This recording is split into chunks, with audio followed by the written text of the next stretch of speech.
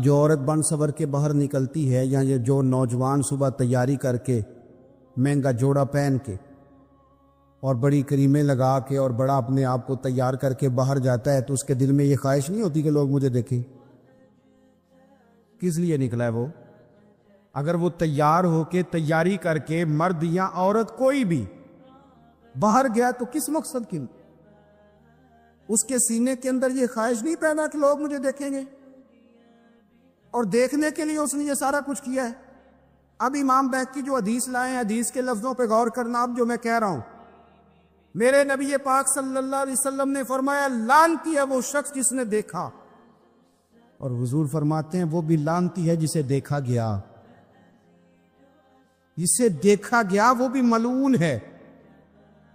کس کی بات ہو رہی ہے؟ تو شارحین فرماتے ہیں یہ تیاری اس لیے کر کے گیا تھا کہ مجھے دیکھا جائے، اپنے آپ کو اپنے رب کے حوالے کر دے، اس کی رحمتوں کے سپرد کر دے، اتنی دیر تک زندگی میں ٹھہراؤ نہیں آتا، قرار نہیں آتا۔ مشکات میں موجود ہے، اللہ کے پیارے رسول صلی اللہ تعالی علیہ وسلم کی مارداری کے لیے گئے تو صحابہ کرام فرماتے ہیں وہ بندہ نا اتنا پتلا نحیف اور لاغر ہو گیا تھا جس طرح چڑیا کا بچہ ہوتا ہے، کمزوری ضعف طاری تھا۔ تو محبوب کریم نے اسے دیکھا تو بڑے کریمانہ انداز میں کریم فرمانے لگے تو کوئی دعا نہیں مانگتا، تو عافیت نہیں مانگتا اللہ سے؟ عرض کی یا رسول اللہ صلی اللہ تعالی علیہ وسلم، میں نے اپنے رب کی بارگاہ میں عرض کی ہے مالک قیامت کا عذاب بڑا سخت ہے، میں نہیں برداشت کر سکتا، تو نے اگر مجھے کوئی سزا دینی ہے تو یہی دے لے، قیامت کو نہ دینا۔ کہتے محبوب فرمانے لگے سبحان اللہ، او خدا کے بندے تو رب کی سزا دنیا میں بھی نہیں سہ سکتا، اللہ سے یہ بھی سوال نہ کر، تو رب سے کہہ ربنا آتنا فی الدنیا حسنتا وفی الآخرۃ حسنتا وقنا عذاب النار، تو رب سے دنیا میں بھی حسنہ مانگ، بھلائی مانگ، تو آخرت کے لیے بھی بھلائی مانگ، تو اس سے عافیت کا سوال کر، تو نے یہ سوال کیوں کیا؟ عرض کی یا رسول اللہ کرم ہو گیا ہے، مجھے سمجھ آ گئی، اب میں اسی طرح ہی کروں گا۔ عزیز دوست، ہم کہاں سہ سکتے ہیں؟ ہم دنیا میں رب کی سزا ہم نہیں سہ سکتے، ہم کمزور ہیں، تو گرمی نہیں سہ سکتے، شدید سردی نہیں سہ سکتے، شدت کی بھوک لوگ نہیں سہ سکتے، کوئی آزمائش نہیں سہ سکتے۔ وہ جو لوگ بعض اوقات کہہ دیتے ہیں نا جی فلاں چیز ہمارے اعمال کا نتیجہ ہے، تو میں کیا کرتا ہوں نہ کو یار، ہم تو یہ بھی نہیں سہ سکتے، ہم کہاں برداشت کر سکتے، ہمیں تو وہ معاف ہی فرمائے، ہم حساب والے ہیں ہی نہیں، ہم تو صرف معافی والے ہیں۔ ہم سے نہ حساب پوچھے، اس نے حساب پوچھا تو پھر تو بڑی مشکل ہو جائے گی، اگر اس نے حساب پوچھا تو بڑی رسوائی ہو جائے گی، اگر حساب پوچھا تو مشکلات سامنے دکھائی دینے لگ جائیں گی۔ ہم سے تو وہ درگزر والا معاملہ کرے، ہم سے تو وہ کہے جا میں نے محبوب کے صدقے تجھے معاف کیا، جا تیرے لیے رحمت اور بخشش والا فیصلہ کیا۔ وہ کوئی سبب اس کی رحمت کسی سبب کو دیکھ لے اور درگزر کر لے۔ ہارون رشید نا اپنے محل کی چھت پہ ٹہل رہا تھا سب سے اوپر والے چوبارے پر، نیچے سے حضرت بہلول دانا گزر رہے تھے، اوپر اس کے ساتھ سپاہی بھی تھے، گن مین بھی تھے۔ اس نے کہا یہ بابا تو ذرا اوپر اٹھاؤ۔ انہوں نے ایک ڈولی، ایک ٹوکری سمجھ لیں، اس کو رسیاں باندھ کے نیچے پھینکا۔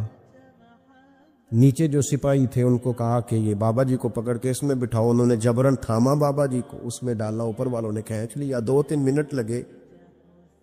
ہارون رشید کے سامنے حضرت بہلول دانا پہنچ گئے تو تھوڑے ناراض بھی ہوئے کہ یہ کوئی طریقہ تو نہیں نا بلانے کا۔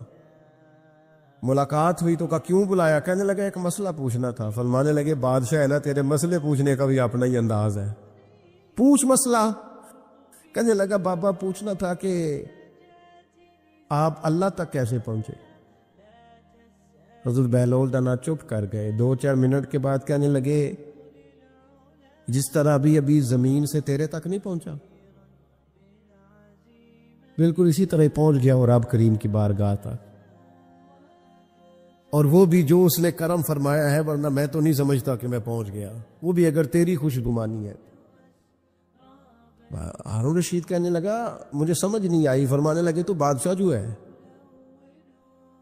اتنی جلدی کیسے سمجھ میں آئے گی تجھے بات؟ فرمانے لگے اگر میں تجھ سے ملنا چاہتا نا تو میں ایک درخواست لکھتا، پھر کسی وزیر سے سفارشی سائن کراتا، پھر وہ جمع کراتا، پھر مجھے ٹائم ملتا کہ فلاں دن فلاں تاریخ فلاں ٹائم آ جانا، پھر آ کے میں لائن میں لگتا. پھر بھی تو بادشاہ ہے، تیرا موڈ بنتا ملنے کا کہ نہ بنتا. جب میں چاہتا تو پتہ نہیں کتنا ٹائم لگ جاتا، جب تو نے چاہا ہے نا تو 1 منٹ بھی نہیں لگا. فرمانے لگے میں نے دعویٰ ہی نہیں کیا کہ میں جد و جہد کر کے پہنچوں گا، میں نے تو رب کی بارگاہ میں عاجزی کی ہے، پھر رب نے کرم فرمایا ہے، اسی نے مہربانی کی ہے. مانا کہ محبت کے سفر میں ہر گام پہ 100 مشکل ہے، لیکن یہ سفر آسان بھی ہے اگر ساتھ تمہارا ہو جائے. اس کے کرم کا ساتھ رہا ہے، اس سے عافیت مانگی ہے، اپنے آپ کو اس کے سپرد کیا ہے تو اس نے کرم کر دیا. جب تک یہ مزاج نہیں ہم بناتے کہ مالک سے عافیت کا سوال کریں، لوگوں کو تو دھوکہ دیا جا سکتا ہے، رب اور رسول کو تو نہیں نہ دیا جا سکتا. وہاں تو دلوں کا خلوص ہی پہنچتا ہے، وہاں تو نیتوں کا حسن ہی پہنچتا ہے. تو اللہ تبارک و تعالیٰ سے جب بھی سوال کیا جائے دنیا اور آخرت کی بہتری کا سوال کیا جائے. ایک لفظ ہے حدیث پاک میں جس کو عافیت کہتے ہیں. ترمذی شریف میں حضرت سیدنا عباس بن عبد المطلب رضی اللہ تعالیٰ عنہ آپ کی روایت موجود ہے. فرماتے ہیں میں نبی پاک صلی اللہ تعالیٰ علیہ وسلم کی خدمت عالی مرتبت میں حاضر ہوا تو میں نے عرض کی یا رسول اللہ صلی اللہ تعالیٰ علیہ وسلم مجھے ایسی چیز بتائیں جو میں اپنے رب سے مانگوں. چیز مانگنی ہوتی ہے نا، بعض اوقات موقع ملتا ہے تو کئی دفعہ انسان امتحان میں آ جاتا ہے کہ اب مجھے موقع مل گیا ہے، مجھے کہا گیا ہے کچھ مانگ لو تو بھلا میں کیا مانگوں. حضرت عباس بن عبد المطلب رضی اللہ تعالیٰ عنہ نبی پاک علیہ السلام کے پیارے چچا جان ہیں، عرض گزار ہیں یا رسول اللہ صلی اللہ علیہ وسلم مجھے بتائیے میں اپنے رب سے مانگوں تو کیا مانگوں؟ تو حضور نے فرمایا رب سے عافیت مانگو.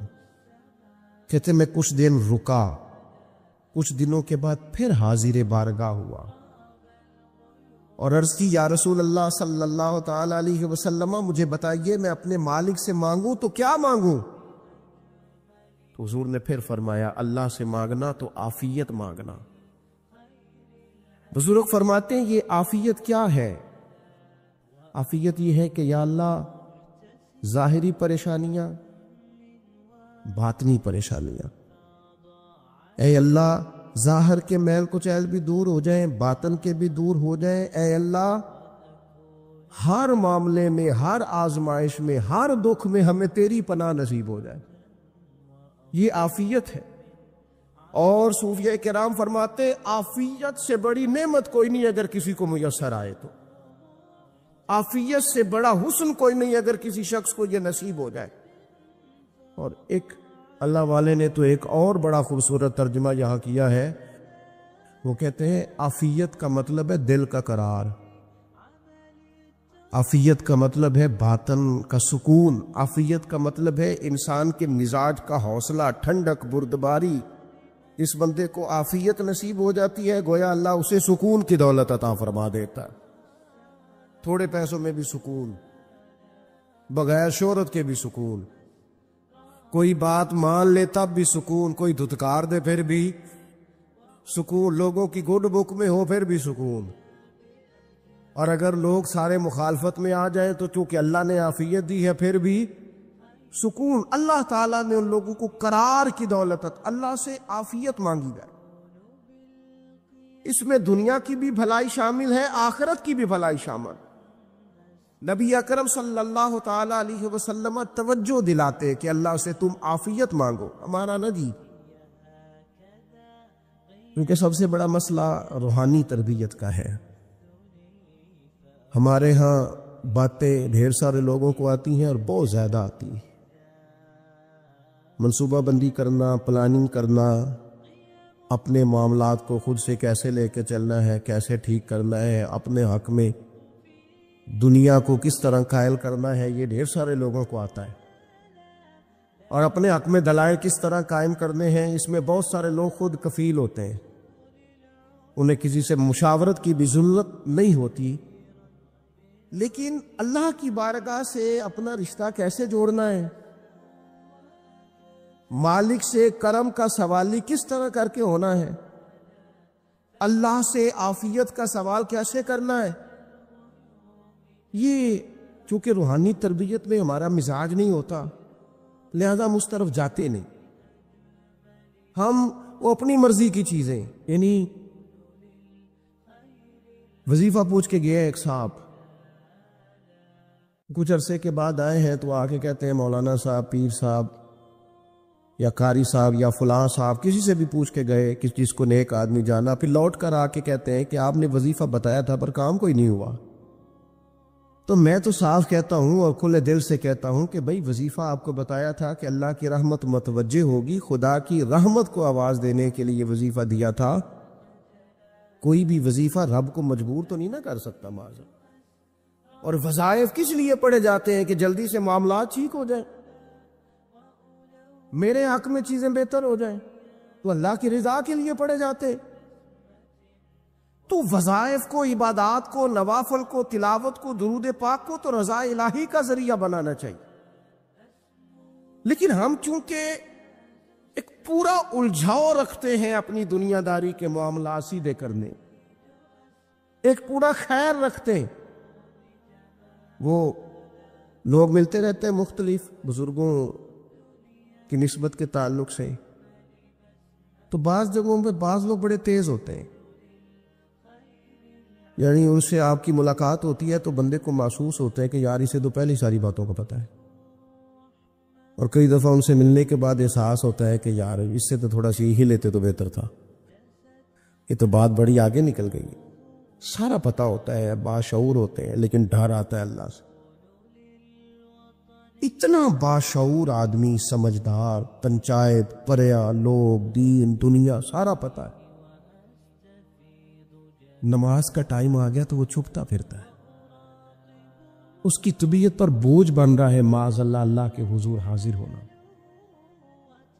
اسے خیر کا کام کرنا پڑ رہا ہے تو وہ ادھر ادھر نکلتا جا رہا ہے۔ تو سوال یہ ہے کہ پھر یہ شعور کا کیا مطلب رکھا ہوا ہے ہم نے؟ پھر اللہ سے دعا کرنے کی ضرورت نہیں۔ وہ حضرت عارف رومی رحمۃ اللہ تعالی علیہ فرمایا کرتے تھے بعض لوگوں کو رب سارا کچھ دیتا ہے، سجدے کی توفیق نہیں دیتا۔ اس کا مطلب یہ ہے کہ وہ کہتا ہے یہ سارا کچھ لے اور نکل جا، میرے گھر نہ آنا، رکھ سارا کچھ پاس۔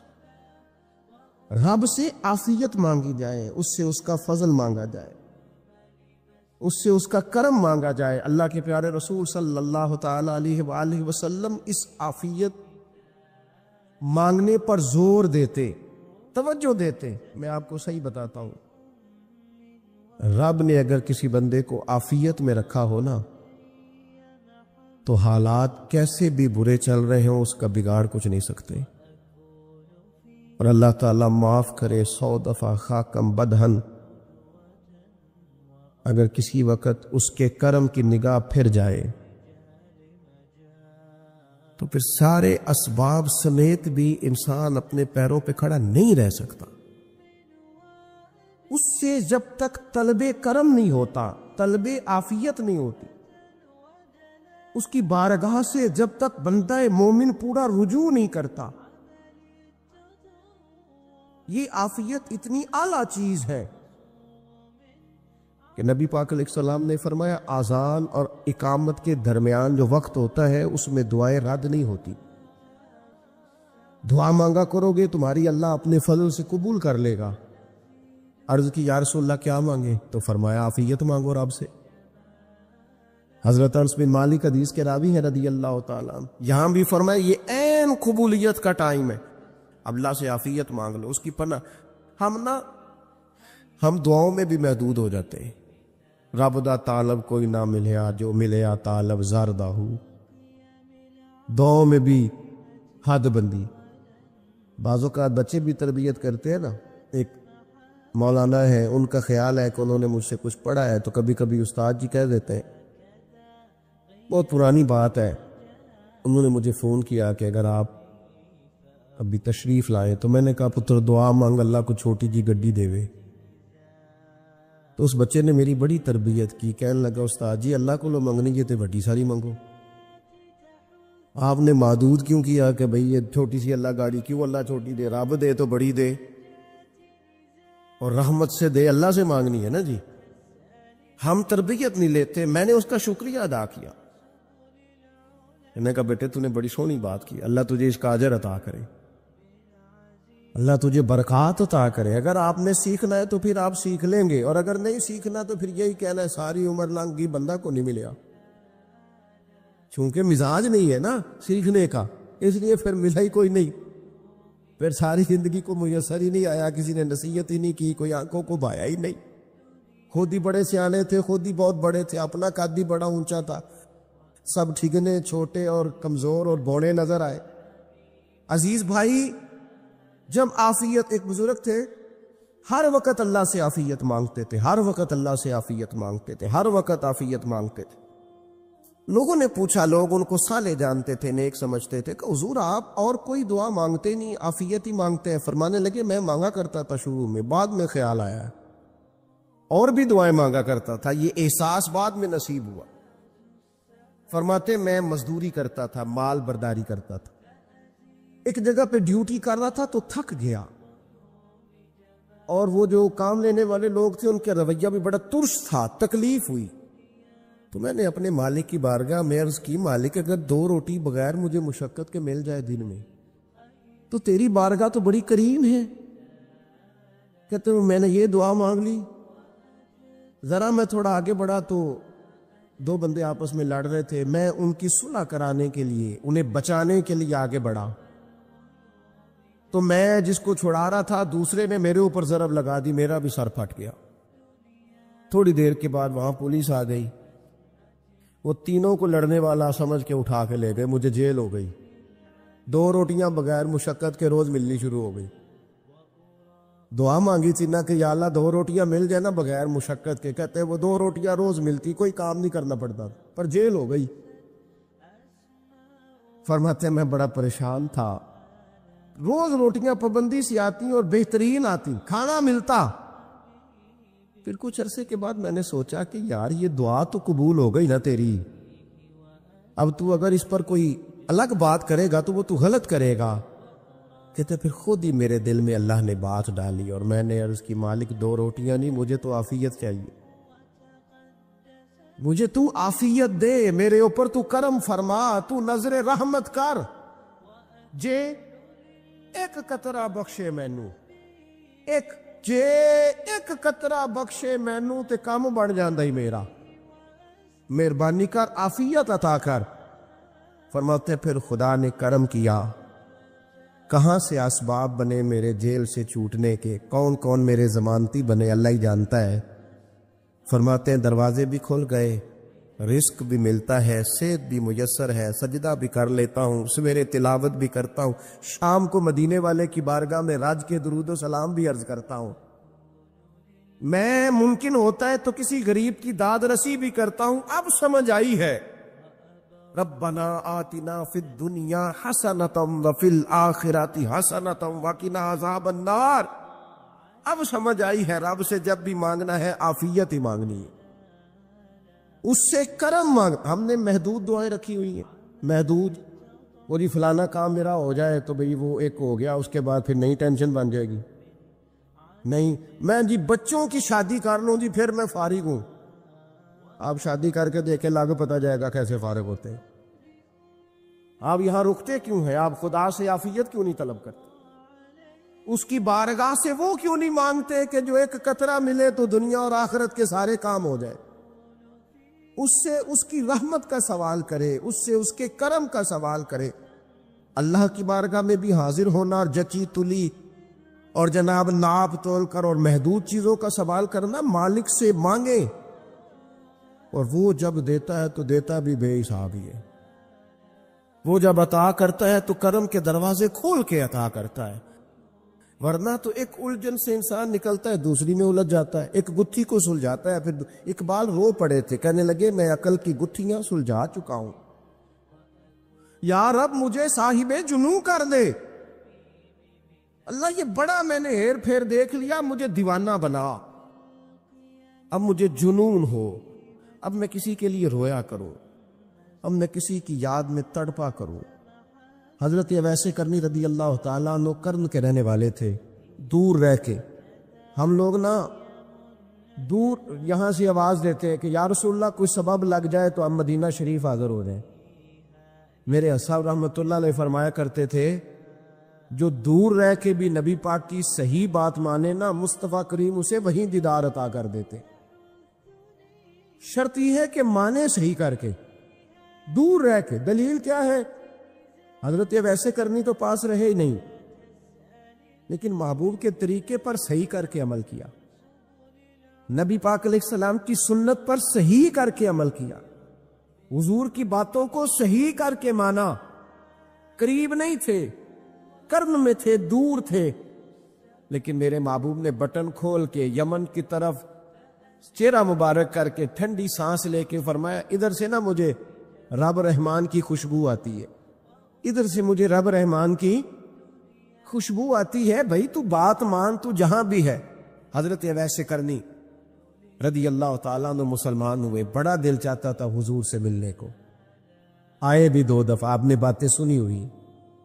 اماں بوڑھی تھی، ایک ادھر دیکھو میری طرف، اماں بوڑھی ہو اور ماں حکم دے دے کہ نبی پاک کے پاس نہیں جانا، ذرا سننا، تو حضرت ویسے کرنی، یہ داتا گان بخش علی اجویری نے لکھا ہے، یہ امام شورانی نے لکھا ہے، یہ تمام ان کے سیرت نگاروں نے لکھا ہے، کہا بیٹے میں کمزور ہوں، مجھے چھوڑ کے نہ جانا، چھوڑ کے نہ جانا۔ ایک دن بڑی منت کی، رو پڑے، اماں نے کہا بیٹا جانا، لیکن اگر حضور گھر نہ ہوئے تو تلاش نہ کرنا، میں فالج زدہ عورت ہوں، اٹھ کے چل نہیں سکتی۔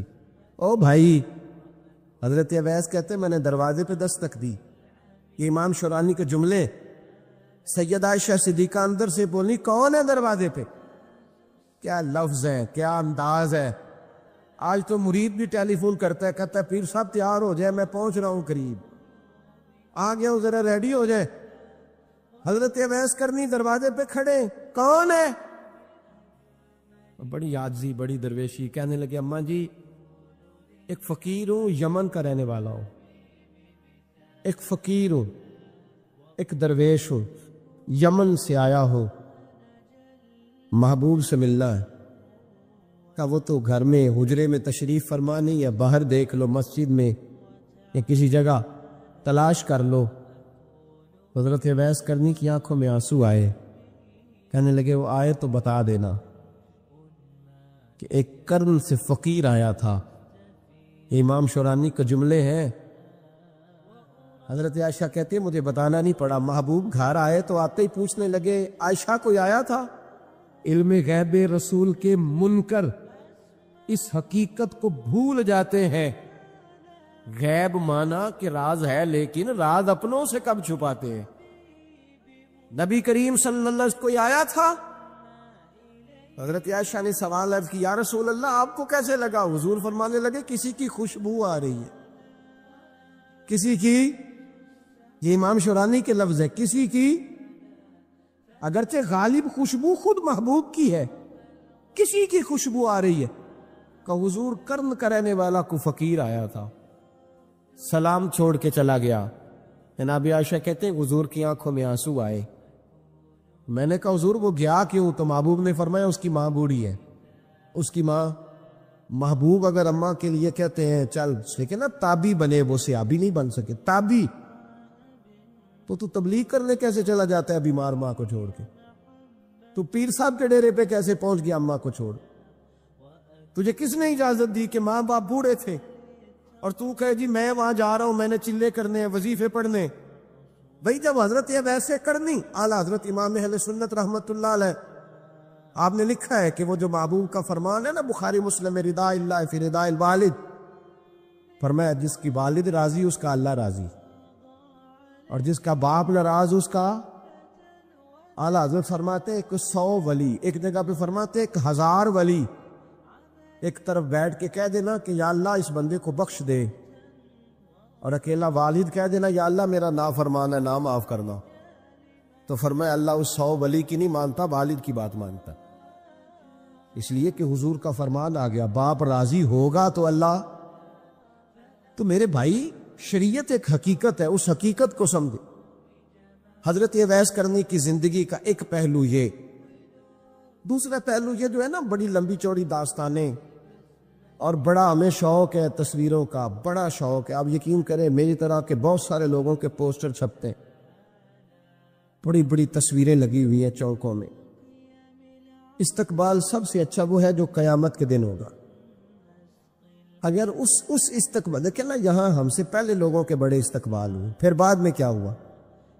چلے گئے وہ لوگ، ہم آ گئے، ہم بھی چلے جائیں گے۔ مٹی دے تے مٹی رہنا ہی ایویں کا دی بلے بلے، اج مٹی دے اتے بندیا تے کل مٹی دے تھلے۔ حضرت اویس کرنی خیر التابعین ہے، تابعین میں سب سے پہلا نمبر ہے۔ آپ کی سب سے بڑی فضیلت یہ ہے کہ آپ نا، یہ ہم نا بتاتے بڑا ہیں، گزرتے گزرتے بتا دیتے ہیں کہ میں تہجد گزار بھی ہوں، گزرتے گزرتے بتا دیتے ہیں کہ مسجد کی جو ٹائلیں ہیں نا وہ میں نے لگوائی ہیں۔ بس کوئی بندہ مل جائے صحیح جس کو ہم کرامتے سنا سکیں۔ میرے جیسے مولوی صاحب بھی بتاتے ہیں، کہتے ہیں جب میرے جیسے اچھے لوگوں کی وہی بتاتے ہیں، جب میں مسجد میں آیا تھا تو 30 بچے تھے، اب پورے 80 ہیں۔ وہی بتاتے ہیں 1.5 صف ہوتی تھی نمازیوں کی، اب بھائی چھوڑو، اگر بچے پڑھاؤ گے تو اللہ راضی ہوگا۔ کو بتانے کی بات ہے، ذکر کرنے کی بات ہے، یہ اللہ رسول کا راز ہے، اس کا ذکر نہیں کیا جاتا۔ خواجہ اویس کرنی رضی اللہ تعالی اپنے آپ کو چھپا کے رکھا ساری زندگی۔ اماں جب انتقال کر گئی نا خواجہ اویس کرنی کی، والد پہلے جا چکے تھے، والدہ انتقال کر گئی تو کسی ایک جگہ ٹھکانہ نہیں رکھا حضرت اویس کرنی۔ میری باتوں کی سمجھ آ رہی ہے آپ حضرات؟ کیوں بھلا؟ یہ کئی دفعہ جو نعرے شارے ہوتے ہیں یہ بڑی خرابی کر جاتے، اصل کام رہ جاتا ہے۔ دست بوسی کرنے والے کئی دفعہ اتنا دور لے جاتے ہیں کہ انسان کے اپنے وظائف پیچھے رہ جاتے، کئی دفعہ مشکلات ہوتی۔ اس لیے صوفیاء میں ایک ملامتی گروہ ہے، ملامتی، داتا صاحب نے اس کو لکھا ہے، اور اس کا تذکرہ قرآن نے کیا، یجاہدون فی سبیل اللہ ولا یخافون لومۃ لائم۔ فرمایا اللہ کے کچھ بندے ایسے ہیں جو اللہ کے راستے میں جہاد کرتے ہیں، اور جب لوگ انہیں برا کہتے ہیں تو اس کی پرواہ نہیں کرتے۔ ملامتی گروہ جو کہتے ہیں کہ لوگ اگر تھوڑا سا ہم سے الرجی کریں گے تو ہو سکتا ہے، دیکھیں نا جب آپ کو کوئی برا کہتا ہے تو نفس دبتا ہے، کہتا ہے تو کچھ بھی نہیں۔ حضرت باجزید بستامی سلطان العارفین رحمت اللہ تعالی علیہ فرماتے رمضان شریف کا مہینہ تھا تو میں گزر رہا تھا بستان کے بازار سے، لوگ دکانوں سے اٹھ کے مجھے ملنے آنے لگے، تو میرا نفس مجھے کہنے لگا باجزید اتنی شان تو آج بادشاہ کی بھی نہیں جتنی تیری ہے، کہ کاروبار چھوڑ کے تو نہیں آتا۔ کہتے ہیں اسی لمحے وہ جو میری روحانی ترقی تھی وہ روک گئی، میں پریشان ہو گیا کہ میں نے لوگوں کی تعریفوں کو بڑا سمجھ لیا۔ کہتے ہیں کھجوریں تھی ریڑھی، پتہ رمضان میں کھجوریں بڑی بکتی ہیں، کہتے ہیں میں آگے بڑھا، لوگ سلامیں لے رہے تھے، ایک کھجور اٹھا کے نہ کھائی نہیں، اٹھا کے نہ منہ میں رکھ لی، صرف منہ میں۔ لوگ کہنے لگے دفع کرو، یہ بھی کوئی بندہ ہے جس نے روزہ ہی نہیں رکھا پیر ہو کے۔ کہتے لوگوں نے ملامت کی تو میرا نفس کچلا گیا۔ جب کوئی آپ کو برا کہتا ہے نا، پھر جو سجدے میں رونے کا مزہ آتا ہے، وہ تعریف کے وقت سجدہ ہوتا ہے کبھی؟ اقبال کہنے لگے نہ بچا بچا کے تو رکھ اسے، تیرا آئینہ ہے وہ آئینہ، یہ شکستہ ہو تو عزیز تر ہے نگاہ آئینہ ساز میں۔ فرماتے میں کھل کے رویا اللہ کی بارگاہ میں، بندے سارے۔ بابا بلے شاہ صاحب فرماتے ایک دن میرا بھی دل کیا تھا کہ میں اعتکاف کروں پر قصور سے نکل جاؤں، کچھ پیر کہہ کے ہاتھ چومتے ہیں، کچھ سید کہہ کے۔ فرمانے لگے اٹھ بلے آ، چل اوتھے وسیے، اور جتھے وس دینی سارے ہی انے، نہ کوئی ساڈی ذات پچھانے تے نہ کوئی سانو مننے، چلو چلے وہاں جا کے بیٹھتے۔ حضرت اویس کرنی کا یہ کمال رہا، کمال رہا۔ اس طرح حضرت بایزید نے کھجور رکھ لی، لوگ برا کہنے لگے، چھوڑ کے چلے گئے۔ فرماتے ہیں جو مزہ اس دن سجدوں میں آیا نا، تھوڑا آگے جا کے میں نے کھجور باہر نکال دی، روزہ بھی نہیں ٹوٹا۔ میرا خادم کہنے لگا حضور یہ کیا کیا؟ فرمانے لگے رب کے قریب ہونے کا ایک طریقہ اختیار کیا ہے، یہ بھی ایک طریقہ ہے اس کے قریب ہونے کا۔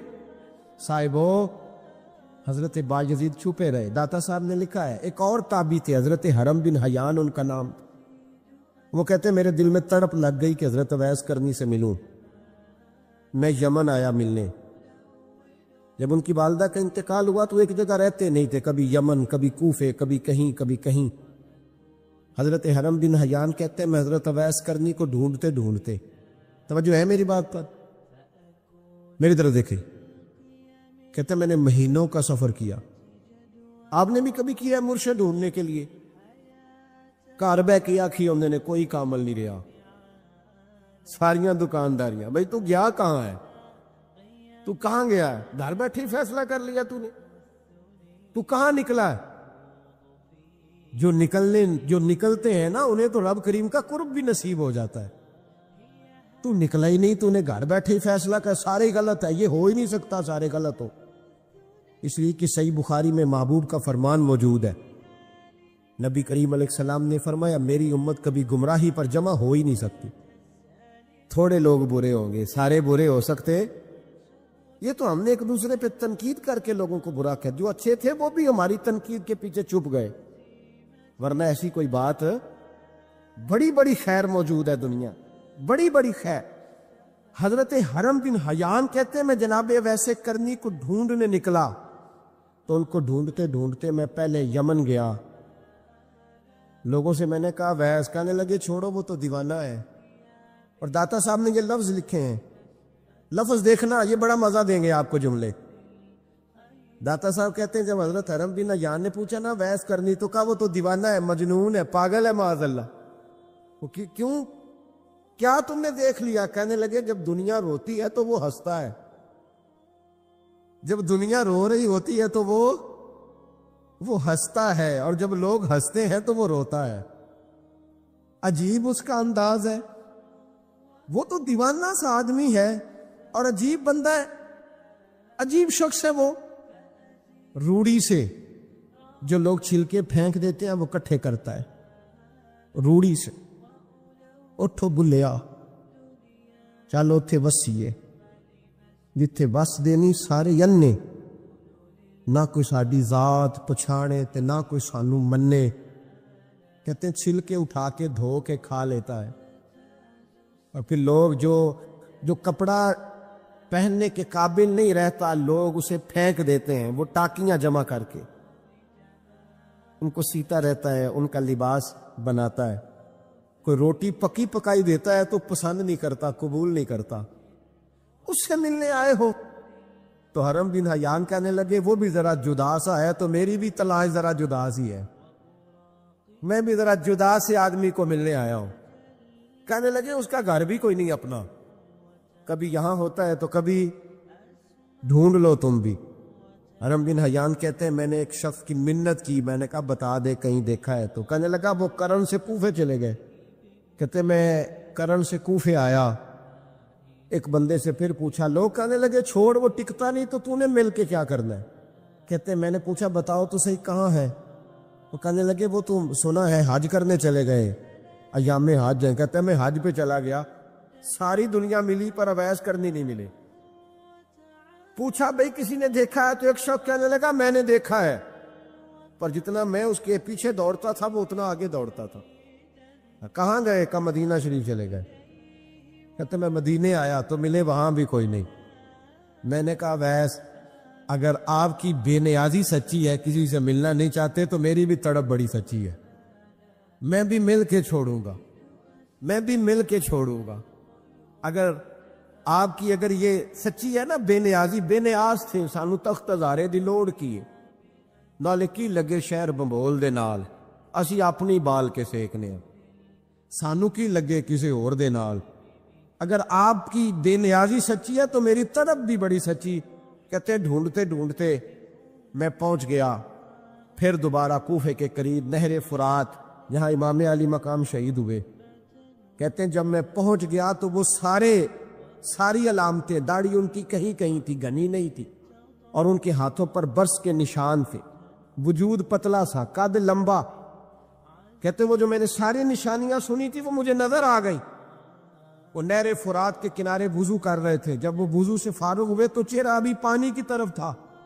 میں نے کہا السلام علیکم، سلام لی تو پتہ منہ نہیں میری طرف کیا، چہرہ ادھر ہی رکھا. کہنے لگے وعلیکم السلام یا حرم بن حیان، کن فیکون تے کل دی گل ہے. وعلیکم السلام یا حرم بن حیان، یار تو نے نہیں پیچھا چھوڑا، پہنچ ہی گئے ہو، آ ہی گئے ہو. کہتے ہیں میں نے کہا حضور آپ اویس، آپ کون ہیں؟ آپ کون ہیں؟ تو کہنے لگے میں وہی ہوں جسے تو کئی مہینوں سے تلاش کر رہا ہے. تو میں نے کہا حضور آپ میرا نام کیسے جانتے ہیں؟ یہ کشف المحجوب پڑھ رہا ہوں داتا صاحب کی، میرا نام کیسے جانتے؟ تو حضرت اویس کرنی کہنے لگے عرفت روحی من روحی کا، میری روح آپ کی روح کی واقف ہے. امام غزالی رحمۃ اللہ علیہ وصال کر گئے. ایک آدمی آپ سے بڑی محبت کرتا تھا، وہ کہتا مجھے امام صاحب خواب میں ملے. تو میں نے کہا حضور انتقال کے بعد آپ پہ کیا گزری؟ تو فرمانے لگے میں نے اپنے رب کو بڑا ہی کریم پایا ہے، میں نے اپنے مالک کو بڑا ہی مہربان پایا ہے، وہ بڑا معاف کرنے والا ہے. تو فرمانے لگے میں نے عرض کی کہ حضور آپ نے دین کی نوکری بڑی کی، خدمت بڑی کی، کتابیں لکھی، درس، تدریس، واعظ، نصیحت، تبلیغ، بڑا کچھ کیا، اس سبب سے اللہ نے آپ کو معاف کیا. تو امام غزالی فرمانے لگے نہیں بھائی، سبب تو کوئی اور چیز بنی ہے. اب وہ کیا؟ تو امام صاحب فرمانے لگے میں ایک دن تحریر لکھ رہا تھا تو اپنا قلم میں نے سیاہی میں ڈبویا، گرمی بڑی شدید تھی. جب اس قلم کو میں لکھنے کے لیے اٹھا رہا تھا نا تو ایک مکھی آ کے بیٹھ گئی اور وہ سیاہی چوسنے لگی. میرے دل میں خیال آیا بیچاری پیاسی ہے، چلو اچھے طریقے سے چوس لینا، اس کی گرمی تھوڑی ٹھنڈی ہو جائے تو میں دوبارہ سے سیاہی لگا لوں گا. فرماتے میں نے اسے وہ موقع دیا، اس نے اچھے طریقے سے اس سیاہی کو پی لیا، وہ تو اڑ گئی، بات ختم ہو گئی، میں بھول گیا، کبھی یاد ہی نہیں آیا. فرماتے ہیں جب میرا حساب ہونے لگا تو مالک کونین نے پوچھا غزالی وہ جو مکھی پہ رحم کیا تھا تو تیرا اس سے کیا لالچ تھا؟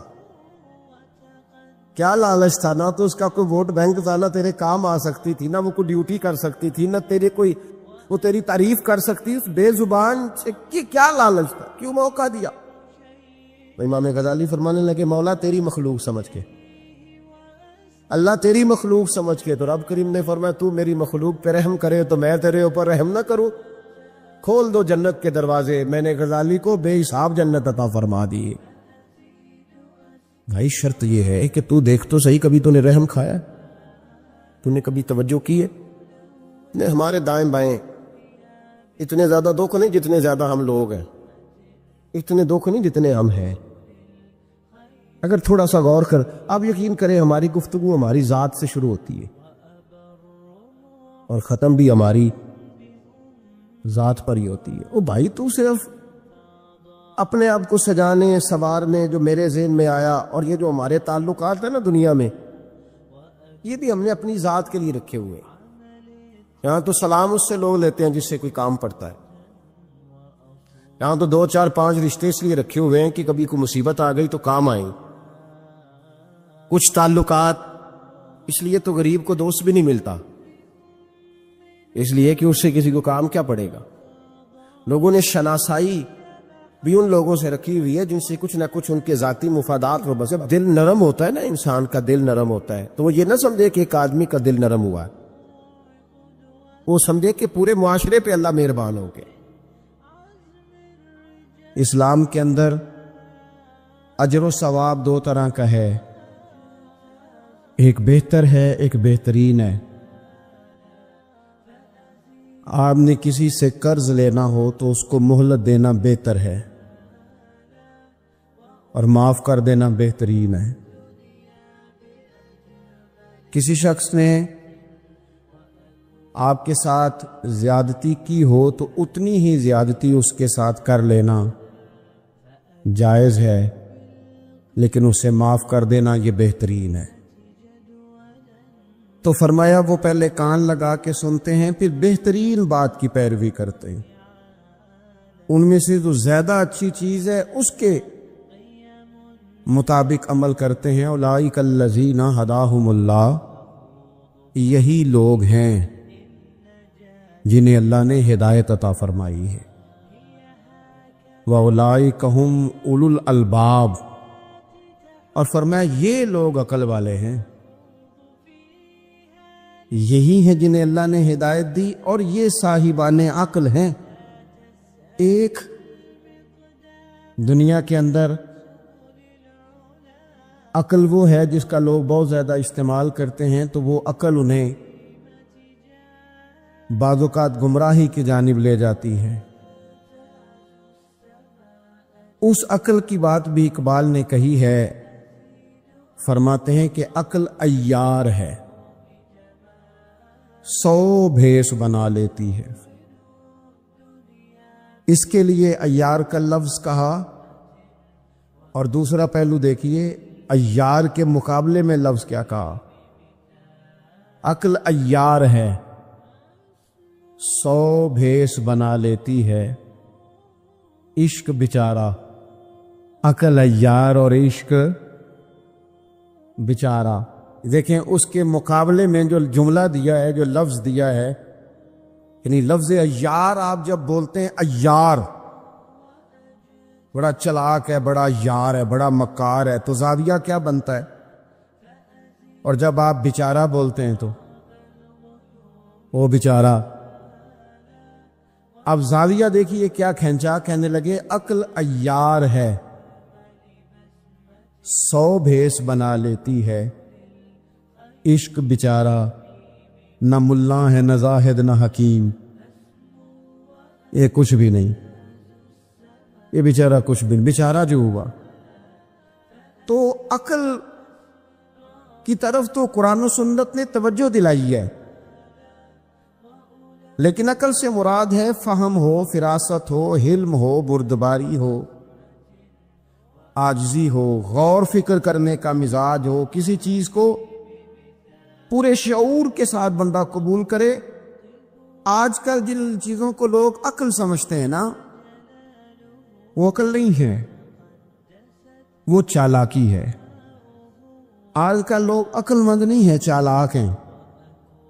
چالاکی اور چیز کا نام ہے، تیز تراری اور چیز کا نام ہے، عقل مند ہونا اور چیز کا نام ہے۔ یہ جو شطرنج کے ہیر پھیر سے لوگ دنیا چلاتے ہیں، یہ عقل مند نہیں ہوتے، یہ چالاک ہوتے ہیں۔ ہمارے ہاں ڈھیر سارے لوگ اپنی زندگی، اپنا گھر، اپنا کاروبار چالاکی سے چلاتے ہیں۔ چالاکیاں لمبی نہیں چلتی، ان کے پول کھل جاتے ہیں۔ تیزیاں لمبی نہیں چلتی، جلدی مکر واضح ہو جاتے ہیں۔ چالاک آدمی کے دوست نہیں ہوتے۔ آپ کسی کے ساتھ سیاست کے ساتھ زندگی گزار رہے ہیں تو وہ بھی آپ کے ساتھ سیاست ہی کر رہا ہے۔ جب آپ فہم کے ساتھ چلتے ہیں، فراست کے ساتھ، اب عقل کیا ہے؟ نبی پاک صلی اللہ تعالی علیہ وسلم نے فرمایا، کسی نے پوچھا یا رسول اللہ صلی اللہ علیہ وسلم بہترین مومن کون ہوتا ہے؟ تو نبی پاک علیہ الصلوۃ والسلام نے فرمایا جس کا اخلاق زیادہ اچھا ہو۔ تو یا رسول اللہ عقل مند کون ہوتا ہے؟ تو نبی پاک علیہ السلام نے فرمایا عقل مند وہ ہوتا ہے جو موت کو کثرت سے یاد کرے اور اپنی آخرت کی تیاری کرے۔ یہ عقل ہے، یہ شعور ہے۔ لیکن وہ چالاکی کے ساتھ دنیا داری میں بڑا اپنا نام بنا لے، بڑے پیسے جمع کر لے، بڑا جناب گھروندہ تیار کر لے، تو یہ چالاک ہے، عقل مند نہیں۔ فہم والے بنے، شعور والے بنے، اپنی زندگی فہم کے ساتھ گزاریں۔ آپ اپنے شعور کی بلندی کی طرف بڑھیں، اپنے بچوں کو تیز نہ کریں، چالاک نہ کریں، ایک درویش سے میری ملاقات ہوئی تو وہ بڑے بھولے بھالے تھے، ان کے بچے بھی بھولے بھالے تھے. تو میں نے سارے خاندان میں سب بھولے بھالے لوگ دیکھے، تو میں نے ان سے کہا کہ یہ کیا ماجرا ہے؟ تو کہنے لگے ہمارے دادا جی نے دعا کی تھی کہ یا اللہ میرے بچے چالاک نہ ہوں، یہ شاطر نہ ہوں، تیزیاں نہ کرنی آتی، یہ بھولے ہوں، درویش ہوں، ساتا ہوں. اولاد شعور تیز تراک ہو جائے نا، چالاک شاطر ہو جائیں، تو وہ تو ماں باپ کو بھی روز کوئی نہ کوئی کہانی ہی سناتے ہیں، وہ تو اپنے دائیں بائیں بھی کوئی نہ کوئی نیا قصہ ہی بیان کرتے ہیں. عقل مند بنے، شعور والا انہیں بنائیں، انہیں اچھے برے کی تمیز سکھائیں. یعنی شعور، چلاک آدمی تو حلال حرام کی پرواہ نہیں کرتا، بس وہ دیکھتا ہے میں نے پارٹی کو قابو کیسے کرنا ہے. لیکن عقل مند وہ ہوتا ہے جو دیکھے کہ یہ میرے لیے جائز ہے کہ ناجائز ہے، محنت سے کام کرے، شعور سے کام کرے، لیکن لقمہ حرام کبھی اپنے گھر داخل نہ ہونے دے. یہ شعور ہے، یہ بلندی ہے. یعنی شعور یہ ہے کہ اسے پتا چلے کہ یہ حق میرا ہے، یہ میرے بھائی کا ہے، یہ حق میرا ہے، یہ میرے ملازم کا ہے، یہ حق میرا ہے، یہ میرے پڑوسی کا. یہ شعور ہے. اور چالاکی کیا ہے کہ وہ تیزی دکھائے اور سب کا مال ہڑپ کر کے اپنے گھر لے آئے اور کسی کو پتہ بھی نہ چلنا دے. یہ چالاکی ہے. چالاک نہ بنے، باشعور بنے، فہم والے بنے. میرے نبی پاک صلی اللہ تعالی علیہ وسلم پر اللہ تعالیٰ نے جو قرآن مجید کتاب نازل کی تو 300 کے لگ بھگ آیات قرآن پاک میں ایسی ہیں جن کا زیادہ مطالعہ ہے، وہ زیادہ جمع کر لیں گے. 300 کے قریب آیات ایسی ہیں جس میں اللہ تعالیٰ نے عقل اور شعور کی طرف بڑھنے کا حکم دیا ہے. فرمایا عقل والو غور کرو، تم دیکھتے نہیں زمین و آسمان میں اختلاف ہے، رات اور دن آتے جاتے ہیں، اس میں غور کرو، اس میں نشانیاں ہیں. پر ان کے لیے جو عقل رکھتے ہیں، جو شعوری بلندی رکھتے ہیں، تیزی نہیں، چالاکی نہیں، شاطر پن نہیں. ابو جہل جو تھا نا وہ بیوقوف آدمی نہیں تھا. دور دراز سے لوگ اس کے پاس اپنے مقدمات کا فیصلہ کرانے آتے تھے. چالاک آدمی تھا، اتنی زبردست بات کرتا تھا، اتنی اچھی باتیں سناتا تھا کہ لوگ لوٹ پوٹ ہوتے تھے، گھنٹوں بیٹھ کے لوگ اس کی بات سنتے تھے. لیکن شاطر تھا، عقل مند نہیں تھا. اگر عقل مند ہوتا تو اسے نظر آ جاتا کہ وہ دیکھو آفتاب نبوت چمک رہا ہے، وہ غلام ہو جاتا ہے رسول پاک کا. لیکن وہ چالاک تھا، چالاکیاں کرتا رہا، تیزیاں دکھاتا رہا. اس نے اس ترتیب سے اسلام کی مخالفت کی. آپ دیکھیں نا، جس رات نبی پاک صلی اللہ علیہ وسلم کو شہید کرنے کا ارادہ ان ظالموں نے کیا ہے تو بڑی پلاننگ کی. ہر قبیلے سے ایک ایک بندہ لے کے آؤ، ہر قبیلے سے، اور اس کے ہاتھ میں تلوار تھماؤ. جب ہر قبیلے کا بندہ ہوگا تو اگر معاذ اللہ حضور کو شہید کرنے میں کامیاب ہو گئے تو کسی ایک قبیلے پر الزام بھی نہیں آئے گا اور بنو ہاشم کسی ایک قبیلے کا مقابلہ بھی نہیں کر سکیں گے. اس چالاکی سے، یہ کبھی لوگوں کی سمجھ میں باتیں نہیں آتی تھی پر چالاک تھے، اس چالاکی سے یہ دین کی مخالفت کرتے تھے، یہ تیزی دکھا کے مخالفت کرتے تھے، اور جناب صدیق اکبر دفاع کی کوششیں کرتے تھے. وہ شعور کے ساتھ، فہم کے ساتھ انہوں نے بھی انداز اختیار کیا نا. انہوں نے چالاکی کی کہ ہر قبیلے سے ایک ایک بندہ. وہ تو اللہ کی حکمت تھی کہ سرکار نے ایک مٹھی میں پکڑ کے مٹی پھینکی تو ان کی آنکھوں کے آگے اللہ تبارک و تعالیٰ نے پردے ڈال دیے. لیکن اس کے مقابلے میں حضرت صدیق اکبر فہم و فراست کا، شعور کا وہ مظاہرہ کر رہے ہیں. وہ کیسا بندوبست کرتے ہیں؟ کہتے ہیں اپنے غلام سے کہ 2 اونٹنیاں موٹی تازی، ان کو تم نے لے کے غار کے اس جانب آ جانا ہے. اپنے غلام سے کہتے ہیں کہ تم نے ان اونٹنیوں کو وہاں پہنچانا ہے. بیٹے سے کہتے ہیں سارا دن کام کاج کے سلسلے میں ادھر ادھر جانا اور کافروں کی باتیں سن کے پہنچانا کہ نیا منصوبہ کیا بنا رہے ہیں. اپنی بیٹی سے کہتے ہیں پتر کھانا پکا کے، کل کا باسی نہیں تازہ پکا کے، اور پھر اس کو تیار کر کے، اور بیٹا دن کے اجالے میں نہیں رات کے اندھیرے میں آنا. اب یہاں اقبال بولے، اقبال کہنے لگے جب عشق سکھاتا ہے آداب خود آگاہی، عشق بھی ایک عقل دیتا ہے. جب عشق سکھاتا ہے آداب خود آگاہی تو کھلتے ہیں غلاموں پر اسرار شہنشاہی. پھر وہ غلاموں کو بادشاہ بنا دیتا ہے.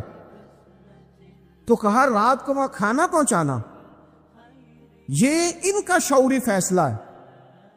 اور رستے میں حضرت صدیق اکبر بھی شعور کا مظاہرہ کرتے ہوئے حضور کو لے کے جا رہے ہیں. انہوں نے بھی پلاننگ کی، منصوبہ بندی کی، پر چالاکی سے. حضرت صدیق اکبر بھی اپنا شعور استعمال کر رہے ہیں. رستے میں ایک شخص ملتا ہے جناب صدیق اکبر کو، یہ شعور ہے، یہ فہم ہے، یہ فراست ہے. ایک شخص رستے میں ملتا ہے. عرب کے اندر ایک رواج تھا کہ کبھی کبھی نہ کوئی ہادی ساتھ لے لیا جاتا تھا. ہادی اس کو کہتے تھے جو رستہ دکھاتا تھا آگے آگے. وہ کچھ تھوڑا بہت نذرانہ لیتے تھے، رقم لیتے تھے، رستہ دکھاتے تھے. چونکہ وہ رستہ بتانا بڑی دور دور تک آبادی نہیں ہوتی تھی تو پوچھیں گے کس سے اگر بھول گئے تو ایک شخص ساتھ رکھ لیا جاتا تھا. رستے میں ایک شخص ملا جو مدینہ شریف سے جا رہا تھا مکہ مکرمہ. حضرت صدیق اکبر کو وہ جانتا تھا، نبی پاک علیہ السلام کا بظاہر آشنا نہیں تھا. حضرت ابوبکر صدیق سے پوچھتا ہے یہ کون ہے؟ اب حضرت صدیق اکبر کا شعور دیکھو، وہاں شعور اسلام کی مخالفت میں چالاکی استعمال ہو رہی، یہاں شعور دفاعی اسلام میں استعمال ہو رہا ہے. یہ فہم ہے، یہ عقل ہے. حضرت صدیق اکبر رضی اللہ تعالیٰ عنہ فوراً سوچنے لگے، فرمانے لگے اگر حضور کا نام بتا دیا یہ تو جاتے ہی فوراً ان کو بتائے گا کہ میں نے نبی پاک کو جاتے دیکھا ہے. وہ کہنے لگے کون ہے؟ آپ سوچ میں پڑ گئے یہ کون ہے؟ تو حضرت صدیق اکبر نظریں جھکا کے، ہاتھ باندھ کے حضور کی طرف چہرہ موڑ کے کہنے لگے یہ میرے ہادی ہیں، یہ مجھے رستہ دکھاتے ہیں. اب وہ کچے مزاج کا تھا نا، وہ سمجھا مکے سے مدینے کا رستہ دکھاتے. حضرت صدیق اکبر بتا رہے تھے یہ مجھے جنت کا رستہ دکھاتے ہیں، رب کی معرفت کا رستہ دکھاتے ہیں. یہ بھی شعور ہے جب عشق سکھاتا ہے آداب خود آگاہی. پھر کھلتے ہیں غلاموں پر اسرار شہنشاہی. عطار ہو، رومی ہو، رازی ہو، غزالی ہو، کچھ ہاتھ نہیں آتا بے آہ سحر گاہی. عزیز بھائی، آپ اپنا شعور اگر صحیح جگہ استعمال کریں تو فہم بن جائے گا، فراست بن جائے گا، فائدہ مند ہو جائے گا. لیکن نہیں، چالاکی کی طرف لوگ بڑھنے لگے، پتے پھینکنے لگے، کہانیاں سنانے لگے. کون سا ایشو ہے جس کو آج اٹھایا جائے؟ کون سی بات ہے جس کا پراپوگنڈا کر کے اپنے آپ کو مشہور کیا جائے؟ کیا ہے جو سوسائٹی میں پھینکی جائے بات تو لوگ توجہ کریں گے ہماری سیاسی جماعت کی طرف؟ کیا اس طرح کا ماحول بنایا جائے؟ کس طرح کر کے پیچ و تاب کیا جائے؟ کس طرح کر کے لوگ توڑے جائیں؟ کس طرح بنائے جائیں؟ نہیں، اس طرح لوگ کمزور ہو جاتے ہیں. اس طرح شعور نہیں رہتا قوموں کے پاس. میرے نبی پاک صلی اللہ علیہ وسلم کے پاس عبد القیس کا وفد آیا تھا.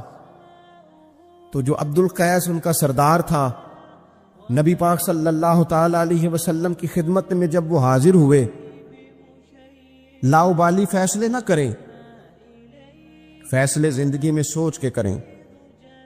آپ کسی بھی چیز کے سربراہ ہیں، آپ مسجد کے صدر ہیں یا قبیلے والے آپ سے فیصلہ کراتے ہیں، یا کسی جماعت کو لیڈ کرتے ہیں، یا خاندان والے آپ کو بڑا سمجھتے ہیں، یا کوئی آدمی آپ کو دینی تعارف سے پہچانتا ہے، تو فہم کے ساتھ، دانائی کے ساتھ، حکمت کے ساتھ آپ اس کو لے کے چلیں. نبی پاک صلی اللہ تعالی علیہ وسلم نے وفد عبد القیس کے سربراہ سے کہا تھا کہ تمہارے اندر دو خصلتیں ہیں، دو عادتیں تمہارے اندر ایسی ہیں جنہیں اللہ بڑا ہی پسند کرتا ہے۔ یا رسول اللہ کون کون سی؟ فرمایا ایک تو تم عقل والے ہو اور دوسرا بردبار ہو، حلم والے ہو۔ تم جذباتی فیصلے نہیں کرتے، تمہارے اندر بردباری ہے، ٹھہراؤ ہے۔ یہ دو باتیں، تمہاری سمجھداری اور تمہارا ٹھہراؤ، یہ اللہ کو بڑا ہی پسند ہے۔ بڑی جذباتی باتیں لوگ کرتے ہیں، بڑا گھروں کے اندر ماحول خوفناک ہو جاتا ہے، قبیلوں میں ماحول خوفناک ہو جاتا ہے، جماعتوں میں خوفناک ہو جاتا ہے۔ بڑے شعور کے ساتھ مسلمان کو آگے بڑھنے کی ضرورت ہے۔ یہ جو مسلمانوں نے فتح یابی حاصل کی ہے نا بڑی ساری جگہوں پہ، اللہ تبارک و تعالیٰ نے مسلمانوں کو کامیابیاں دی۔ مسلمان اپنی تعداد کی قلت کے باوجود، اسلحے کی قلت کے باوجود بڑی جگہوں پہ کامیاب رہے۔ اللہ تبارک و تعالیٰ نے انہیں بڑا سارا نوازا۔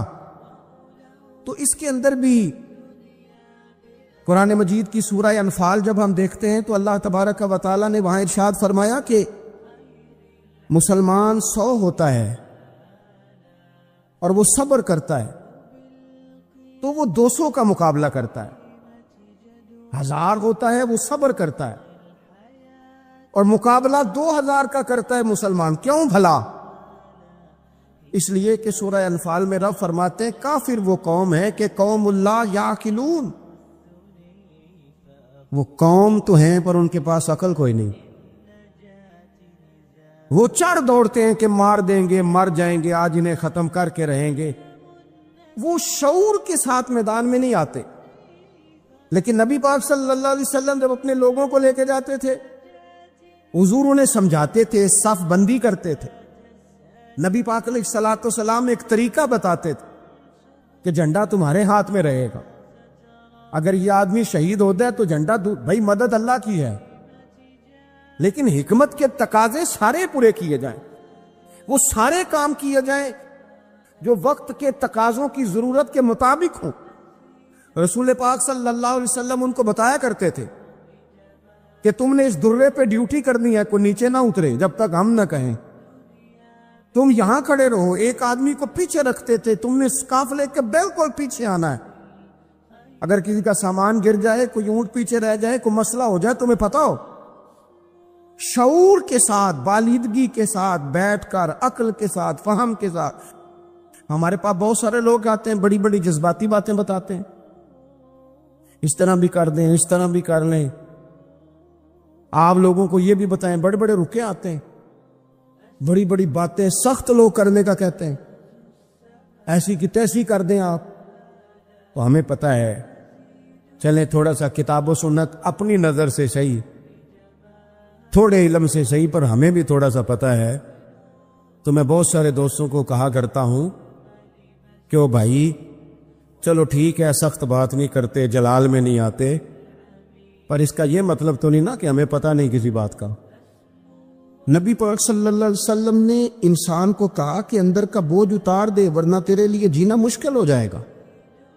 یہ اتار دے اندر کے سارے بوجھ، یہ جھوٹ کا بوجھ، یہ عداوت کا بوجھ، یہ حسد کا بوجھ۔ اعلیٰ حضرت بریلوی رحمۃ اللہ علیہ ملفوظات شریف میں فرماتے ہیں کہ حسد کرنے والا سامنے والے بندے پہ اعتراض نہیں کرتا، بلکہ حسد کرنے والا اللہ کی تقسیم پہ اعتراض کرتا۔ وہ کہتے ہیں اسے کو دیا ہے، مجھے دینا چاہیے تھا۔ بحث کرتے ہیں لوگ، اپنے گھر بیٹھ کے دلائل جمع کرتے ہیں۔ کبھی کسی شخص کے بارے میں آپ ذرا قرآن مجید پڑھیں اور میرے رسول کریم صلی اللہ تعالی وسلم کی احادیث کا مطالعہ کریں۔ قرآن تو حضرت موسیٰ کی شان بھی بیان کرتا ہے، حضرت یوسف کے تذکرے نہیں بیان کرتا قرآن، جناب عیسیٰ روح اللہ کی عظمت قرآن بیان نہیں کرتا۔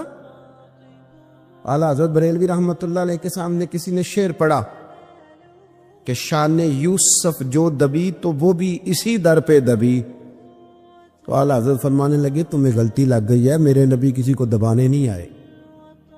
تو بندے بڑے حضرت ہوتے ہیں نا جی، اعتراض تو پڑا ہے، ابھی واٹتے پہ آئے، تو کہنے لگا جی شعر پہ اعتراض کرنا آسان ہے پر شعر کہنا مشکل ہے، تو فرمانے لگے چلو کہہ بھی دیتے ہیں۔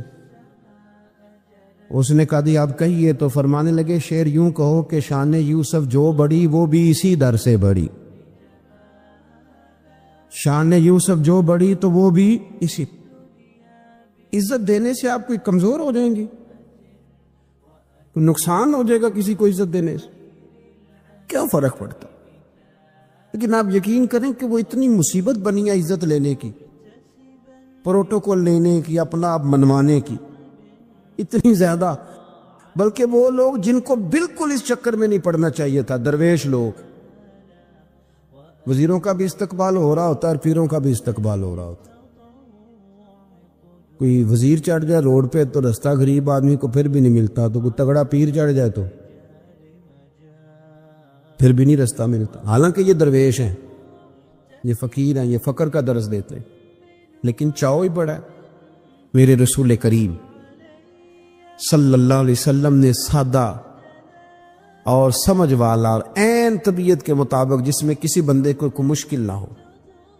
پتہ ہے میرے محبوب کا کمال یہ تھا کہ نبی کریم تک رسائی بڑی آسان تھی، ہر بندہ بڑی آسانی سے پہنچ جاتا، بڑی آسانی سے۔ بخاری میں بھی حدیث ہے، لیکن قاضی اعجاز رحمۃ اللہ تعالی علیہ نے بڑے پیار سے لکھی ہے اور انوکھا رنگ ان کی تحریر میں چھلکتا ہے۔ حضرت انس بن مالک رضی اللہ تعالیٰ عنہ فرماتے ہیں کہ ملک شام کا ایک شخص حضور کی بارگاہ میں حاضر ہوا اپنے بادشاہ کا کوئی پیغام لے کے۔ غریب آدمی نا ویسے ہی طبعاً ہی تھوڑا سا مایوس ہوتا ہے، ڈر رہا ہوتا ہے، وہ سہما ہوا ہوتا ہے، لیکن حالات کے سہمے ہوئے لوگوں کو بتا دو، حالات بدل جاتے ہیں، ایک جیسے نہیں رہتے۔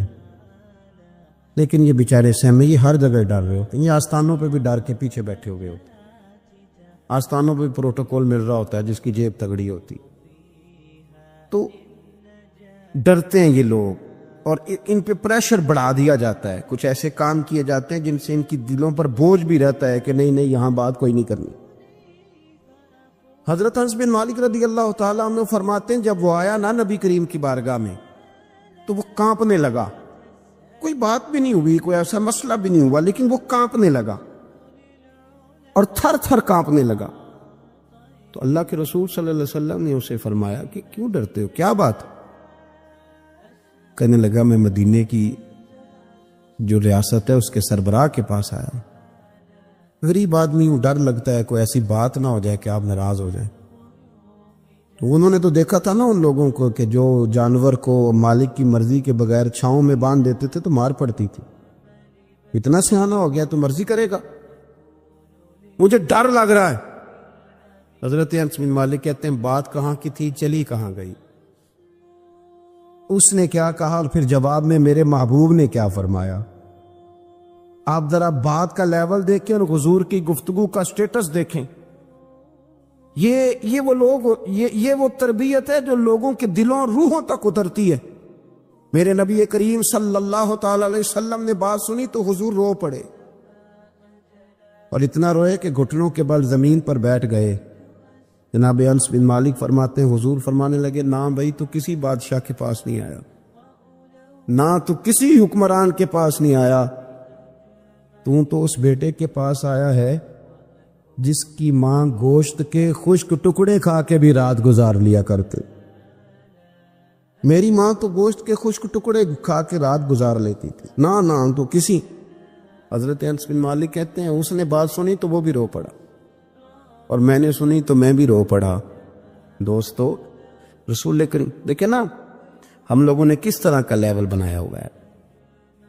ابھی تک وہ جو دولت کا رٹا ہے تھوڑا بہت، وہ ابھی تک چلتا ہے۔ ابھی تک خاندان کے اندر کوئی بندہ امیر ہو جائے تو چودھری بھی وہی ہوتا ہے، سیانا بھی، میرا تو خیال ہے پیر بھی وہی ہوتا ہے، شرط یہ ہے کہ اس کے پاس پیسے ہونے چاہیے، وہی شیخ ہوتا ہے، سارا کچھ وہی ہوتا ہے۔ نبی پاک صلی اللہ علیہ وسلم نے ہمیں کہا کہ یہ تمہارے اندر کے بوجھ ہیں، ماہا کفی صدرک، گناہ جو ہوتا ہے یہ کھٹکتا ہے سینے میں، یہ بندے کو پریشان کرتا ہے، بندہ تکلیف میں ہوتا ہے کسی کو پتہ نہ چل جائے۔ ہم لوگوں نے آہستہ آہستہ کر کے نا احساسات کی دنیا چھوڑ دی ہے، ہمارا مزاج نہیں، چھوٹی چھوٹی باتیں ہوتی ہیں لیکن ہم توجہ نہیں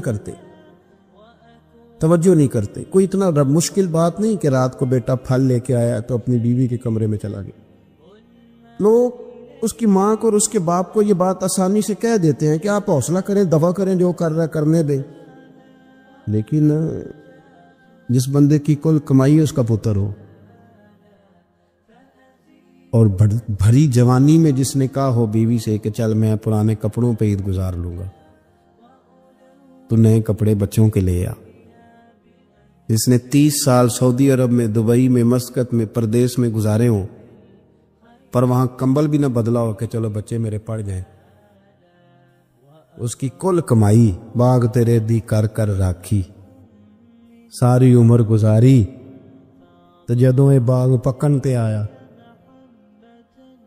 لے گئے اور وپاری، تو وہ پھر جا کے تو 6 کنوں رکھ کے پلیٹ میں اپنی بیوی سے کہتا ہے جابا جی کو دے آ. یہ کہنا آسان ہے باپ کو کہ تو صبر کر، حوصلہ کر، پر وہ باپ جب پیچھے پلٹ کے دیکھتا ہے تو کہتا ہے دنیا نے تو تجھے تحفہ دیا ہوگا، میں نے تو جوانی تجھے دے دی، خوشیاں ساری تیرے نام کر دی اور تو میرے ساتھ یہ سلوک کرنے چلا. احساسات نہیں، اس کو پتہ ہی نہیں. روز دوست کو ٹیلی فون کرتا ہے کہ آج باہر سے کھانا کھائیں، کبھی ابا جی کو بھی کرنا کہ ابا جی آج میرے بغیر روٹی نہ کھانا، میں آؤں گا تو مل کے کھائیں گے. کبھی کہے اماں کو کہ اماں مجھے بڑے بڑے ریسٹورنٹ میں وہ مزہ نہیں آیا کہ تیرے ہاتھ کے چاولوں کی روٹی میں مزہ آیا، آج پکا نا. مجھے لگتا ہے اماں کو راشا بھی ہو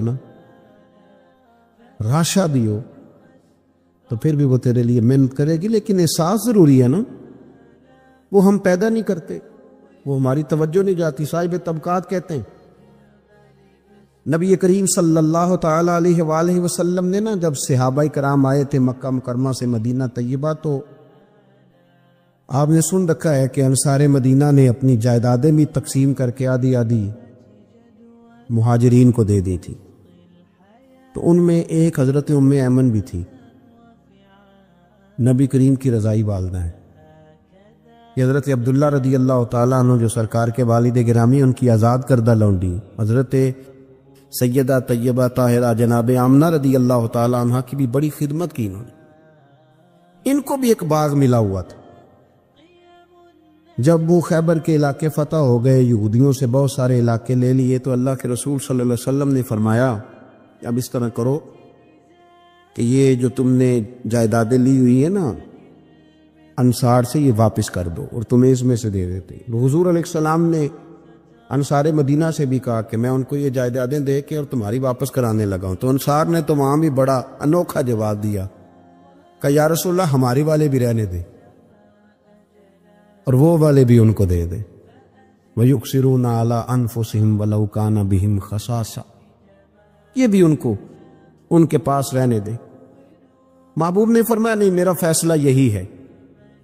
حضرت ام ایمن رضی اللہ تعالیٰ عنہ کے حصے میں ایک باغ آیا ہوا تھا، تو محبوب کریم سید عالم صلی اللہ علیہ وسلم نے کہا اماں جی آپ کو کوئی اور باغ دے دیتے ہیں، یہ والا باغ واپس کر دیں. سیدھی سادی بیوی تھی، ناز تھا کہ میں نے حضور کی خدمت کی ہے بچپن میں، ناز تھا. کہنے لگی میں تو نہیں واپس کرتی، یہ ناز ہے، ورنہ حضور کو کوئی انکار کر سکتا؟ میں تو نہیں واپس کرتی. حضرت عائشہ صدیقہ رضی اللہ تعالیٰ عنہ فرمانے لگی اماں جی یہ آپ کیا کہہ رہی ہیں؟ حضور فرمانے لگے عائشہ آپ خاموش ہو جائیں، یہ بڑھاپا ہے، اس کے احساسات ہیں، اس کے جذبات ہیں. آپ یقین کریں کئی دفعہ بوڑھے بیچارے درد سے بات نہیں بتاتے کسی، وہ کہتے ہیں کیا کرے، کپڑا اٹھائیں تاکہ پیٹ ننگا ہو جائے، کیسے بات کریں. نبی کریم سید عالم علیہ السلام اماں جی کے قریب گئے، کہا اماں جی میرے ساتھ چلو، ایک دفعہ باغ دیکھ تو لو. حضور ساتھ لے کے گئے، ایک باغ دکھایا تو کہنے لگی نہیں میں نے نہیں لینا، یہ مجھے میرے والا ٹھیک. حضور نے پھر دوسرا دکھایا، کہنے لگی یہ بھی نہیں مجھے پسند. محبوب نے تیسرا دکھایا تو کہنے لگی یہ تو میرے والے باغ سے بھی پیارا ہے، یہ میں لے لوں گی. جب وہ مسکرائیں تو حضرت عائشہ کہتی ہے میں نے حضور کی آنکھوں میں آنسو دیکھے، فرمایا الحمدللہ اس کا دل راضی ہو گیا ہے. یہ طریقہ ہے میرے عزیز، تھوڑے احساسات تو پیدا کریں، تھوڑے اپنے جذبات. کتنے اتنی خود غرضی والی زندگی ہے کہ مجھے صرف میرا ہی خیال ہے. اور جو جہاں بیٹھا ہے نا، پتہ ہے ہم پریشان زیادہ کیوں ہیں؟ میں مولوی ہوں تو میں سارا دن یہی تقریریں کرتا ہوں، لوگ مولویوں کی عزت نہیں کرتے، لوگ مولویوں کی عزت نہیں کرتے. تو میں کہتا ہوں چھوڑیں یہ رٹا، عزت مانگنے کی کیا ضرورت ہے؟ اب منت مانگ کے عزت کرانی ہے؟ چھوڑیں، کوئی ضروری ہے؟ میں اس طرح کرتا ہوں کہ میں عزت کرنی شروع کر دیتا ہوں. میں کرتا ہوں نا 15-20 علماء کی عزت، چلو ہم آپس میں شروع کر لیتے تو خود بخود باقی بھی مسئلہ ٹھیک ہو جائے. بوڑھے لوگ ہر وقت شکایت کرتے ہیں عزت نہیں کی جاتی. عزت کیوں آپ بھیک مانگتے؟ کیا ضرورت؟ پیار دینا شروع کریں، روز بروز مطالبہ کرنا کہ میری خدمت کرو، میرے پیچھے چلو. اس سے تو دقت پیدا ہوتی، انسان تکلیف میں رہتا ہے.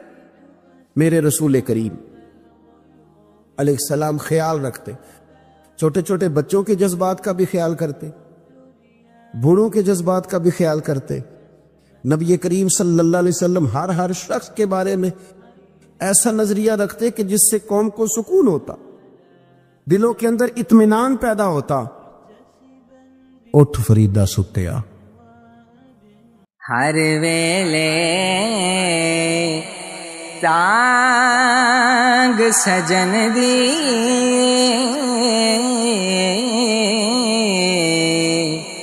رو رو کاگ اڑاواں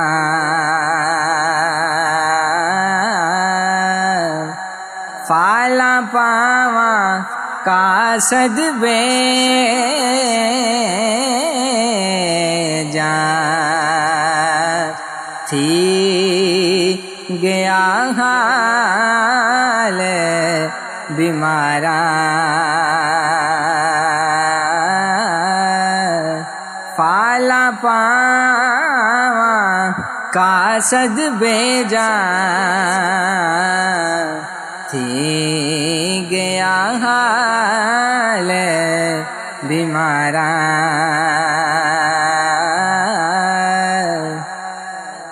یار بجوں ان جیون کوڑے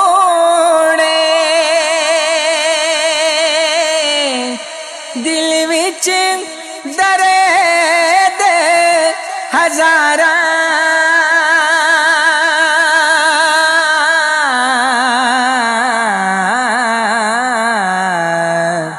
غلام فریدا میرا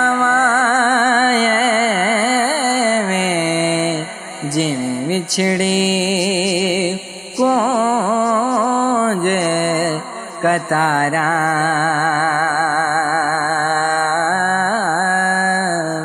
غلام فریدا غلام فریدا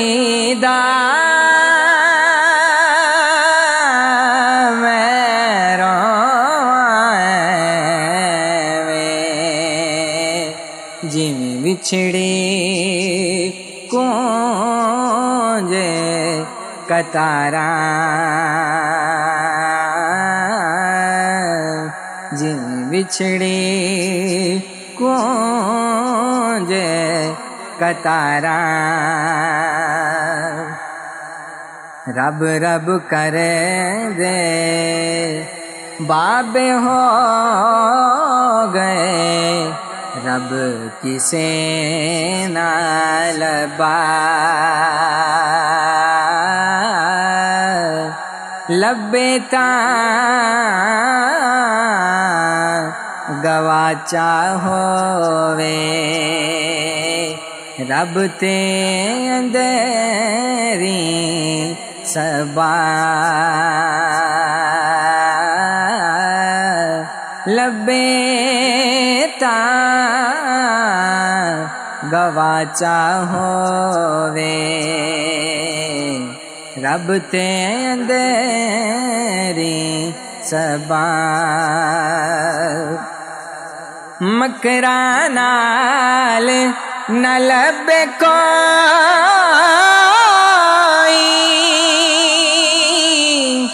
کھوجن نال لبا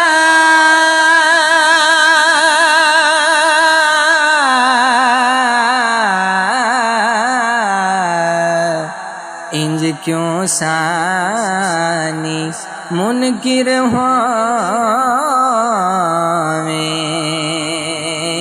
من وچ دس کدی لبا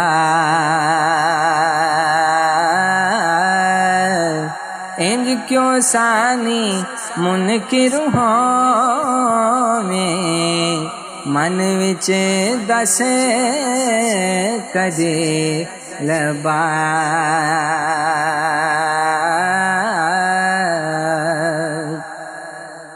کوئی بن گیا رونق پکھیاں دی کوئی چھوڑ کے شیشے محل چلے کوئی پلیا ناز تے نخریاں وچ کوئی ریت گرم تے تھلے چلے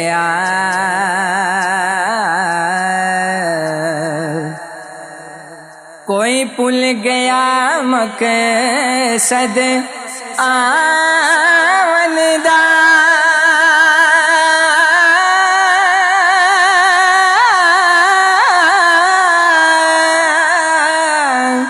کوئی کرے کے مقصد ہلے چلے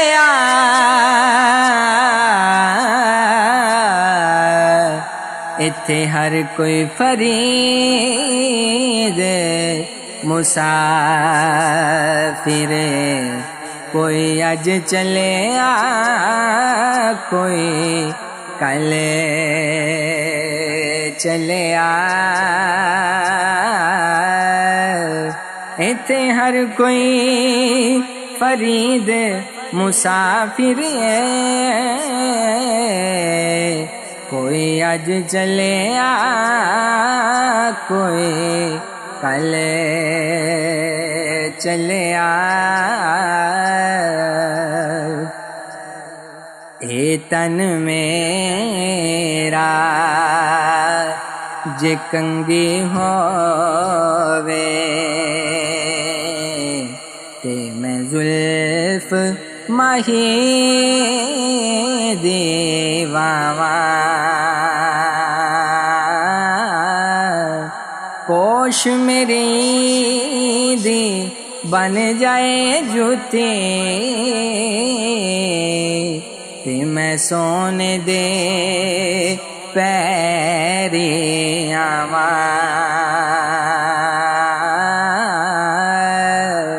پوش میرے دی بن جائے جوتی تے میں سونے دے پیری آواں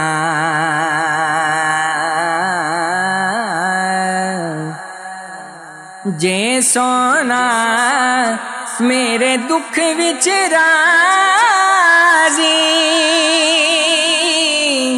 تے میں سکھ نو چلے ڈاواں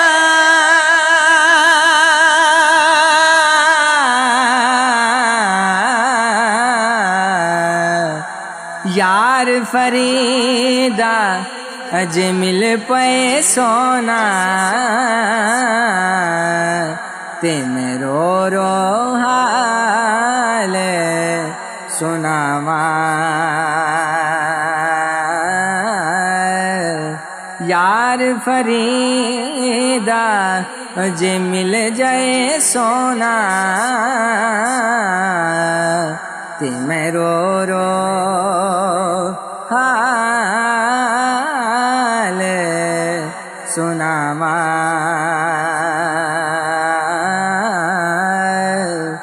گلیاں سنجیاں اجاڑ دسن میں کو ویڑا کھاون آوے غلام فریدا اوتھے کی وسنا جتھے یار نظر نہ آوے غلام فریدا فریدا فریدا